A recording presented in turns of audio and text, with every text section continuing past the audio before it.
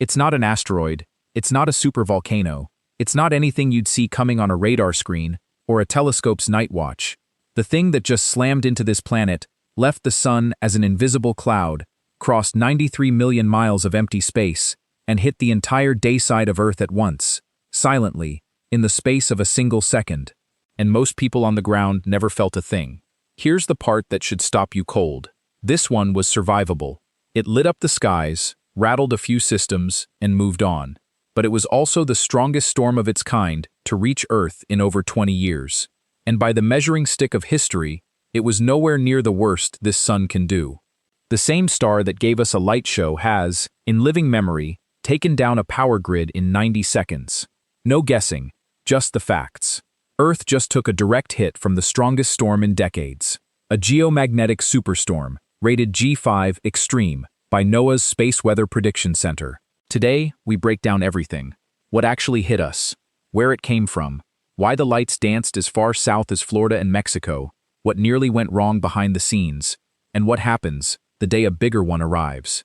What it is, why it matters, and what comes next. No filler, just the facts. Start with the source, because the source is the whole story. The storm did not begin in our atmosphere. It began on the surface of the sun, in a single scarred region of roiling magnetism that scientists had already been watching for days. NOAA cataloged it as Active Region 3664. It was enormous, a cluster of sunspots spanning roughly 15 times the diameter of Earth, wide enough that people with certified solar viewing glasses could pick it out against the disk of the sun with the naked eye. Sunspots are not empty marks.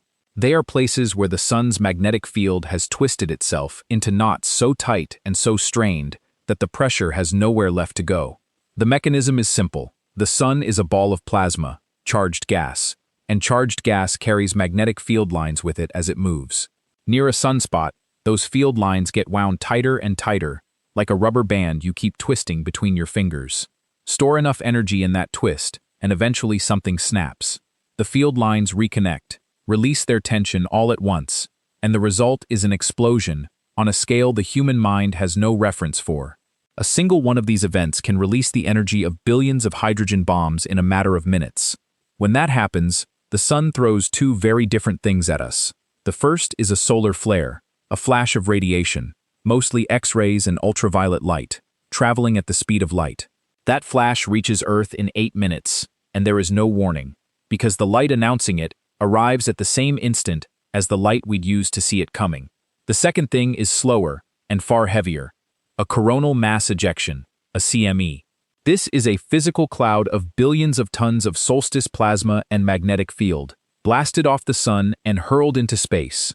And in early May of 2024, Active Region 3664 did not fire one CME. It fired a barrage, at least 5 of them, launched over several days, aimed squarely at Earth. That detail matters more than it sounds. A single CME is a punch. A train of 5, launched in sequence, is something worse, because the earlier clouds plow through the solar wind and clear a path, letting the ones behind them travel faster and hit harder. The later CMEs slam into the debris of the earlier ones. By the time this pileup reached us, the storms had partly merged into one dense, fast-moving front. NOAA's forecasters watched them leave the sun and did the math. They issued a G4 watch first, then, as the data came in, escalated it to the rarest warning they have, G5. The first one issued in 19 years. Now understand what hit really means here, because the geometry is not what most people picture. Earth is not a naked rock sitting in the path of this cloud. We are wrapped in a magnetic field, the magnetosphere, generated by the churning molten iron in our planet's core. That field is a shield, and it is the single reason this planet is not a sterilized desert like Mars. On the dayside, facing the sun, the constant pressure of the ordinary solar wind squeezes that shield into a compressed bow about 10 Earth radii out. On the night side, it streams behind us in a long tail, like the wake of a boat. When a CME arrives, it hits that shield first. The cloud carries its own embedded magnetic field, and here is the key. If that field is pointed south, opposite to Earth's, the two fields link up and the shield partially cracks open. That's the difference between a glancing blow and a direct hit. In May 2024, the field pointed south, hard, for hours. The shield didn't hold cleanly. Energy and charged particles poured through the gaps, funneling down the magnetic field lines toward the two places where those lines dive into the planet, the poles. What this means in plain terms: the storm found the doors, and the doors were the north and south magnetic poles. That funneling is what you saw in the sky. As those charged particles slam into the upper atmosphere, 60 to 200 miles up, they crash into atoms of oxygen and nitrogen and dump their energy. The atoms absorb it, then release it as light. Oxygen glows green at lower altitudes, and a deep red higher up. Nitrogen adds blues and purples along the edges. That's the aurora. Not fire, not reflection, but individual atoms of our own air, being struck and lit up like the pixels of a screen 100 miles wide. Normally this show is locked to a ring around the poles, but the stronger the storm, the wider that ring pushes toward the equator. And this storm pushed it further than almost anyone alive had ever seen. The numbers tell the scale. Space physicists measure geomagnetic disturbance with the KP index, a scale from 0 to 9. A quiet night sits around 1 or 2. A serious storm reaches 7. This storm pinned the scale at 9, the maximum, and held it there. The result? Auroras confirmed, over Florida, over Puerto Rico, over Mexico, over southern Europe, over parts of India, and deep into the southern hemisphere. People who had lived their entire lives under clear skies at those latitudes watched the air above them turn red and violet.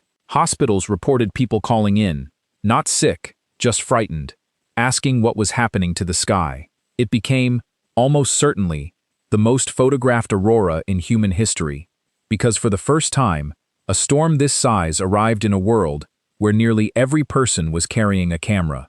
And that is the seductive part. Because if all a superstorm did was paint the sky, we would chase them like eclipses. But the same physics that lights the atmosphere does something else at the same time, something invisible, and that is where the danger has always lived. No guessing, just the facts. Here is the mechanism, and it too is simple. A changing magnetic field induces an electric current in any conductor sitting inside it. That is not exotic. It is the principle behind every electric generator on Earth. During a geomagnetic storm, the magnetic field over entire continents doesn't just shift, it heaves, rapidly, for hours. And the largest conductors on the surface of the planet are the power grids, hundreds of thousands of miles of high-voltage transmission line, strung across the ground, connected at both ends. To the storm, a continental power grid is one gigantic antenna. The storm drives currents through it that the grid was never designed to carry, direct current, forced into a system built to run on alternating current. These are called geomagnetically induced currents, GICs, and they hunt for the most vulnerable component in the entire network, the large transformers. We know exactly what that looks like, because it has already happened. March 13, 1989, a severe geomagnetic storm, smaller than a true worst case, induced currents in the Hydro-Quebec power grid in Canada. In the span of 90 seconds, protective systems tripped in a cascade, the grid collapsed, and 6 million people lost power. In the dark, in a Quebec winter, it took about 9 hours to bring the system back. The same storm damaged a large transformer at a nuclear plant in New Jersey, hundreds of miles away. That is the historical baseline. Not a movie, not a projection. A recorded event. One storm, one grid, 90 seconds to blackout. So the honest question about May 2024 is not why was it so pretty, it's why didn't the lights go out? And the answer is a mix of luck, timing, and 25 years of hard-won preparation. Since 1989, grid operators have learned. NOAA's warnings this time reached operators days ahead. Utilities across North America and Europe took real action behind the scenes, reducing loads, holding equipment offline for protection, watching transformer temperatures in real time. NOAA later reported that operators saw irregularities and grid disturbances and managed them before they cascaded. The system bent. It did not break. But did not break this time is a very different sentence from cannot break. There was a second front to this storm, and it played out far above the grid. Modern civilization has quietly moved a huge share of its nervous system into orbit and into the upper atmosphere, and that is exactly where a solar storm does its work. Consider what a G5 does up there. It dumps enormous energy into the upper atmosphere, which heats up and swells outward. The atmosphere physically puffs up like a rising loaf of bread. That sounds harmless, until you remember that thousands of satellites are skimming the top edge of it. When the atmosphere expands, the air density at satellite altitude jumps, and drag on every one of those spacecraft spikes. We have a hard number for this, and it is a warning shot from 2 years earlier. In February 2022, a far weaker storm, nothing close to a G5, hit just as SpaceX launched a batch of Starlink satellites into a low parking orbit. The atmosphere puffed, drag climbed by an estimated 50% over forecasts, and 38 of 40 newly launched satellites could not climb out. They fell back and burned up in the atmosphere. A minor storm, tens of millions of dollars gone, in days. Now scale that mechanism to the strongest storm in 2 decades, over a sky that now holds thousands of satellites instead of hundreds. During the May 2024 storm, operators tracking objects in low orbit reported that satellites were dropping in altitude and maneuvering, and that the models used to predict where everything is, the models that stop satellites from colliding, degraded sharply for days while the atmosphere was disturbed. Nothing catastrophic surfaced publicly, but the margin narrowed, and everyone watching knew it. Then there's the layer we all touch without thinking: navigation and communication. The storm scrambled the ionosphere, the electrically charged layer of the upper atmosphere that GPS signals pass through on their way down to your phone, your car, and, this is the part that surprised people, the tractors in the fields. May is planting season across the American Midwest, and modern farming runs on GPS-guided precision equipment accurate to the inch. During the storm, that accuracy fell apart. Multiple agricultural equipment makers issued notices. Some systems lost precision entirely, and farmers were told to stop planting until the storm passed, because the guidance could no longer be trusted.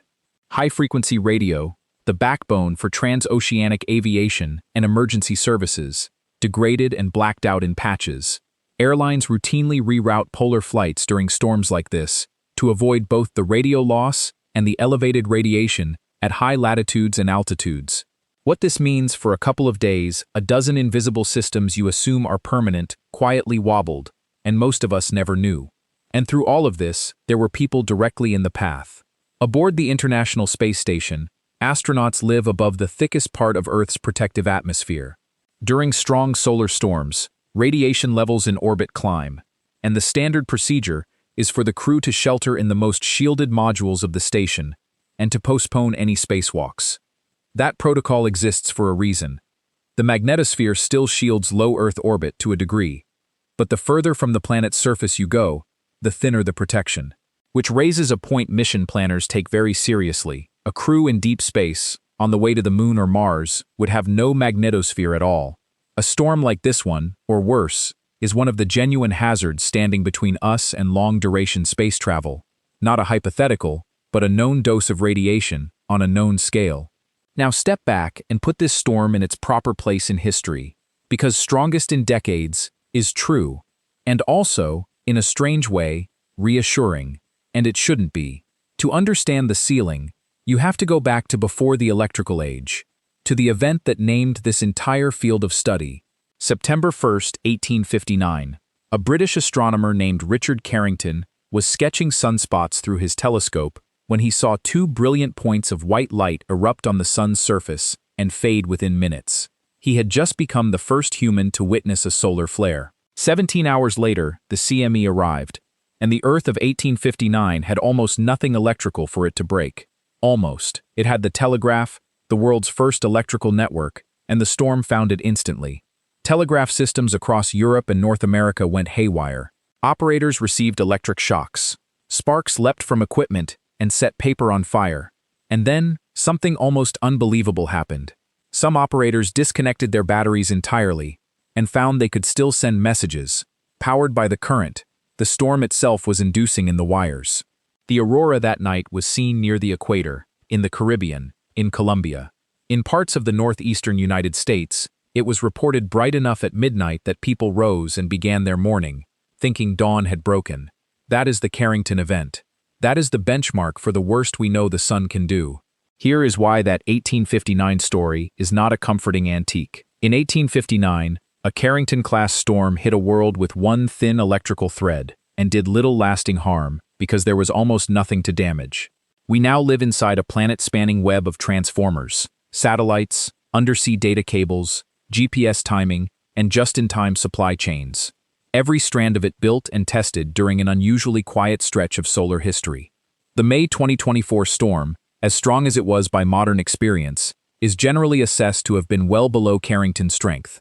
It was, by the harshest measure, a moderate hit that happened to be the biggest one our fragile modern grid had ever been tested against, and it mostly passed.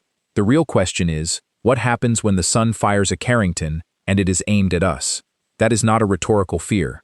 We have a near miss on the record, and it is recent. On July 23, 2012, the sun launched a CME that scientists have since assessed as Carrington class, possibly the most powerful storm cloud of the space age. It tore across Earth's orbit at extraordinary speed. It was measured directly, not estimated, because one of NASA's stereo spacecraft happened to be sitting right in its path and recorded the whole thing. The only reason it is a footnote and not a catastrophe is timing.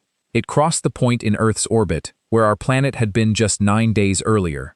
We had already moved on. Physicist Pete Riley later analyzed the historical record and put the odds of a Carrington-class storm actually striking Earth at roughly 12% per decade. That figure is debated, and it is uncertain by its nature. You cannot run the experiment twice. But treat it plainly, something like a 1 in 8 chance, every 10 years, of the real thing hitting a civilization that has never been tested by it. In 2012, we did not dodge it because we were ready. We dodged it because we were somewhere else. So walk it forward. Picture the storm that doesn't miss. A Carrington-class CME leaves an active region already pointed at Earth, its magnetic field locked south, and it makes the crossing not in 3 days but in less than 1. NOAA sees it leave the sun. The warning goes out. And this time, the currents driven into the grid don't just trip a few breakers. They push past the protections and reach the largest transformers, the ones that step voltage up and down across entire regions. Those transformers are the problem, because they are the one part of the system that cannot be swapped out overnight. Each one is a custom-built machine the size of a house, weighing hundreds of tons. There is no warehouse of spares. They are made to order, by a handful of manufacturers, with lead times measured in months to years. A storm that destroys transformers doesn't cause a blackout you wait out over a long weekend. It causes one you wait out over a season, or longer, across a whole continent at once, with no shortcut to replace what burned. Now let the second-order effects land, because this is where the lights are out becomes something else entirely. No grid means no water pumping to upper floors, and no sewage treatment within days. No refrigeration for food or medicine. Fuel pumps are electric, so the trucks that carry food and the generators that back up hospitals cannot be refueled once their tanks run dry. Cell towers have batteries measured in hours, and backup generators measured in days of fuel. The financial system, which is now essentially a set of numbers in powered buildings, would freeze. This is the scenario laid out, soberly, in reports from bodies like the U.S. National Academy of Sciences and the insurance market Lloyd's of London. Not tabloids, but institutions whose job is to price risk. Their estimates for a severe, wide-area event run into the trillions of dollars and, in the worst modeled cases, tens of millions of people without reliable power for months. That is the ceiling. That is what the same star that gave us a beautiful night in May is fully capable of. And the timing is the part you're not supposed to ignore. The sun runs on an 11-year cycle of activity, and we are living through the peak of solar cycle 25 right now. The May 2024 storm was not a fluke of a quiet sun. It was the sun near the top of its game, and solar maximum's effects can linger for a year or more past the peak. More big active regions will rotate across the face of the sun. Most of their storms will miss, or graze, or point the wrong way and do nothing but paint the sky. That is the overwhelmingly likely outcome of any given storm. But most is not all, and the geometry only has to line up once. So here is the one thing to carry out of all of this. The storm that just hit us was the strongest in decades. It lit up half the planet. It quietly stressed the grid and the satellites and the systems we never think about. And it was still, by the sun's own standards, a warning and not a verdict. We got the light show. We did not get the bill. The difference between those two outcomes is not a wall we built. It is mostly the direction a magnetic field happened to point, and the fact that a preparation effort a quarter-century in the making held on this one occasion. The sun will keep firing. Whether the next big one is another beautiful night, or the test we've never faced, comes down to physics we can forecast, but cannot control. We track this as it develops. Every major active region, every G-scale warning, every near miss, the headlines skip. Subscribe and stay with this channel, because when the next one leaves the sun, you'll want to understand what's coming, while it's still 8 minutes and 17 hours away. And watch the video on your screen next. The 2012 storm we never felt, the Carrington-class hit that missed Earth by 9 days, and what the stereo spacecraft actually recorded as it passed through. No guessing, just the facts.